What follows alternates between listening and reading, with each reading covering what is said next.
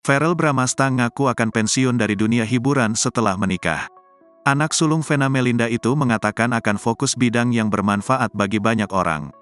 "Aku ingin bermanfaat bagi banyak orang setelah besok tidak lagi bekerja di entertainment," kata Verrell Bramasta. Diketahui, Verrell Bramasta membangun rumah megahnya di Sentul. Membangun rumah senilai 50 miliar rupiah tersebut, Verrell Bramasta butuh waktu 7 tahun. Rumah baru Verrell Bramasta itu berdiri di atas tanah seluas 1.200 meter persegi. Rumah itu dibangun Verrell Bramasta untuk keluarga hingga berada di tempat yang jauh dari hiruk-pikuk Jakarta. Rumah tersebut dibangun Verrell Bramasta dari hasil pekerjaannya endorsement dan iklan. Mantan kekasih Natasha Wilona ini menabung hingga terkumpul 50 miliar rupiah selama 7 tahun terakhir. 7 tahun lalu beli tanah, pelan-pelan bangun rumah sampai isi furniture, ucap Verrell Bramasta. Vena Melinda sering mengajarkan anak sulungnya itu untuk selalu hidup hemat.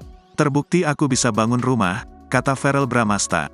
Ia membantah membangun rumahnya dengan cara berhutang ini.